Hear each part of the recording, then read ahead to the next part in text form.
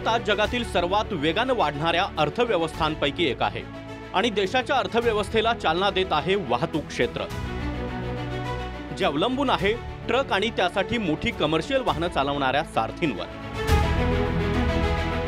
Economic टाइम्सच्या एका रिपोर्टनुसार देशात आज जवळजवळ 36 लाख ट्रक सारथी, हजारो मैलांचा प्रवास लवकरात लवकर पूर्ण करण्याच्या जिद्दीनं यातील बहुतेक ट्रक चालक त्यांच्या आरोग्याशी संबंधित समस्यांकडे दुर्लक्ष करतात।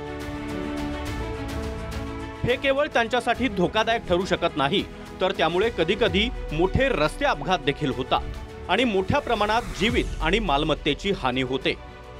सेव्ह लाईफ फाउंडेशननं 2020 मध्ये केलेल्या सर्वेक्षणानुसार देशातील सुमारे 53% ट्रक सारथी कंबरदुखी, जॉइंट, मसल्स, नेक पेन आणि पोटाशी संबंधित समस्यांचा सामना करत आहेत।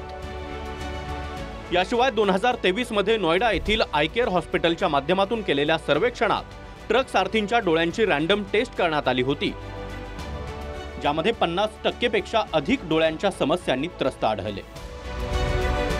इथे अचंबित करणारी गोष्ट ही होती की आपल्या कामात मग्न असलेल्या बहुतांश ट्रक सारथींना आपल्या कमजोरींची कल्पनाच नव्हती। बहुत देर चलाते हैं गाड़ी तो आँख पर असर आता है, माथा में चक्कर आता है, पैर हाथ जो है सूजने लगता है। होता है कब कहीं रेस्ट करें, 2-4 घंटा रेस्ट कर ले, लेकिन जब गाड़ी में माल रहता है तो रेस्ट करने का टाइम नहीं मिलता है। देशातील रस्ते सुरक्षित करण्यासाठी ट्रक सारथींची नियमित आरोग्य तपासणी होणं आवश्यक आहे। त्यांना लहान मोठ्या आजारांबाबत जागरूक केलं पाहिजे आणि त्याद्वारे रस्ते अपघातांना देखील आळा बसू शकतो। या सर्व आवश्यक बदलांसाठी सरकारबरोबरच OEMS, policy maker, transporter, industries आणि युजर या सर्वांना एकत्र यावं लागेल, कारण तरच सुरक्षित प्रवासाच्या ध्येयात आपण यशस्वी होऊ शकतो।